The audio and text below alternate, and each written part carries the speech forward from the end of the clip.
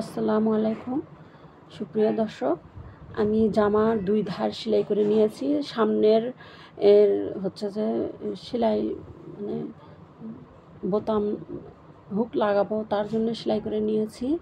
এটা সামনে কিন্তু ভাড়া হবে। তো যাই হোক, এগুলো করে নিয়ে আপনার টিকেনও হচ্ছে যে দিয়ে নিয়েছি আমি। দেখুন এই যে এখানে টিকেনের ভাড়া নিচ্ছে আপনার 10.5 নিয়ে ওই টিকেন দিয়ে নিয়েছি। এই যে দেখুন, হ্যাঁ এইভাবে। এই যে দেখুন, এখন আমি এই গলার পট্টিটা লাগাবো। দেখেন গলার পট্টিটা কিভাবে লাগাবো।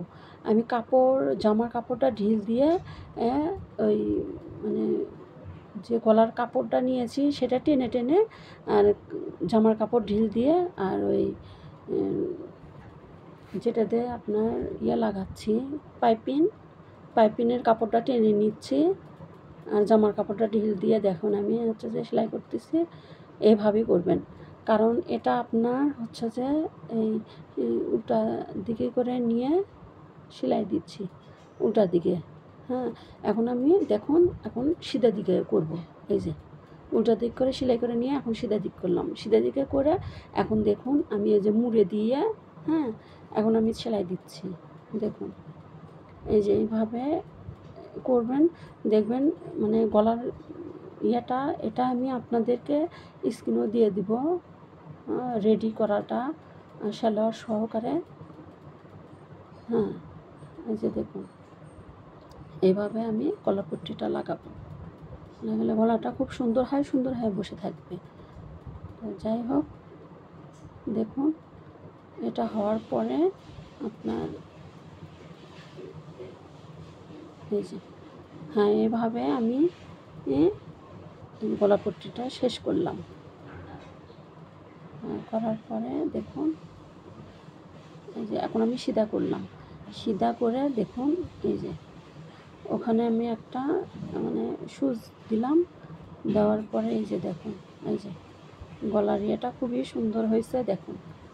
হ্যাঁ, এখন আমি হাতাতে কুচি দিব,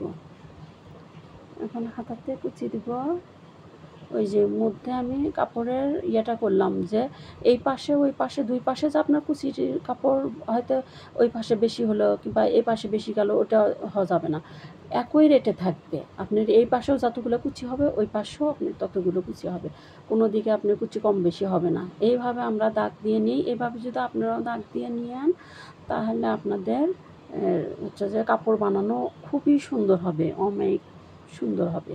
যাই হোক, ওই যে দেখুন ওই যে হ্যাঁ এই যে দাগের জায়গায় ওই হাতা দাগ সই মানে হয়ে গেল। এখন ওই পাশেরটা দিয়ে দেব কুচি এইভাবে। এই যে কুচিও আপনার ওই রকম, কোনো দিকে এদিকে ওদিকে কোনো দিকে কম বেশি হবে না, ঠিক আছে। এইভাবে কুচি আপনার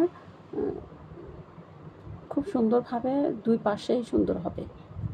তো ঠিক আছে, এই যে দেখুন এইভাবে আমি কুচিটা সেট করলাম, করার পরে এটা কাপড়টা সোজা করে নিয়ে এই যে কম বেশি হওয়া যাবে না, ওই জন্য ঠিক করে নিতে হয়। এখন এই করে সিধা করলাম, করার পরে এই যে দেখুন সেলাই দিলাম, এখানে আর একটা সেলাই দেবো, ডবল সেলাই দিব। হ্যাঁ, ডবল সেলাই দিয়ে দেখুন এই যে ডবল সেলাইটা দিয়ে নিলাম, নিয়ে এখন হাতটা আমি সেলাই দিব।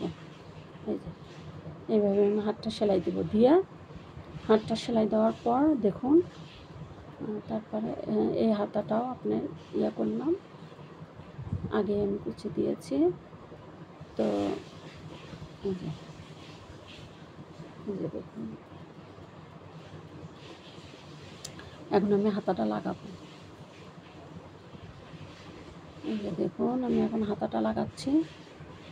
এই যে হাতার উপরে কোনো কুচি হবে না, কিছু না। হাতাটা লাগানোর পরে, কারণ টপসটা অসাধারণ একটা সুন্দর হয়েছে, আপনি কি বলবো, আপনি তো কাটিংয়ের স্ক্রিনে দেখাইছি, আবার এই সেলাইটা দেখাচ্ছি। হ্যাঁ, তো দেখুন তো এইভাবে হাতাটা লাগালাম। হাতাটা তো আপনার ডবল সেলাই দিতে হবে। হ্যাঁ, এই যে হাতাটাতে ডাবল সেলাই দিলাম। দেওয়ার পরে দেখুন ওই যে নিচের যে কুচি, নিচে আমি কুচি লাগাচ্ছি, সেই নিচের কুচিটা দেখুন। এই টপসটাও অসাধারণ সুন্দর। তবে ভাই বোনেরা আপনারা একটু ফলো দিয়েন, একটু লাইক করেন, না সাবস্ক্রাইব করেন, যাতে আমার নতুন পেজ তো যদিও আপনাদের সামনে পৌঁছে, এই জন্য আপনাদেরকে বলছি, রিকোয়েস্ট করছি। তো প্লিজ আপনারা একটু দেখবেন, দয়া করে একটু দেখবেন। তো নিচের কুচি এভাবে দিয়ে, এভাবে নিচের কুচিটা দিলাম। দেওয়ার পরে দেখুন এইভাবে, আচ্ছা দিয়ে নিচের কুচি এভাবে শেষ করলাম। দেখুন এই যে প্রায় শেষ হওয়ার পরে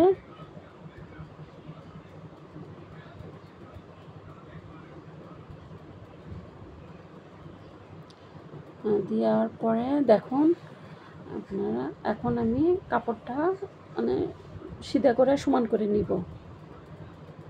সিধা করে সমান করে নিয়ে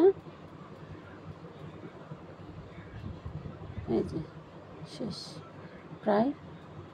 দেখুন এভাবে দেখুন, এভাবে খুবই সুন্দর হবে, খুবই সুন্দর। আর দেখেন সিধা করে নিয়ে উপরে সেলাইয়ের ইয়েটা উপর দিকে নিয়ে এইভাবে আমি সেলাই দিয়ে নিচ্ছি। তো ঠিক আছে, ধন্যবাদ। আপনারা দেখুন এই যে উপরে সেলাইটা শেষ, এই যে দেখুন এই যে ব্যাস।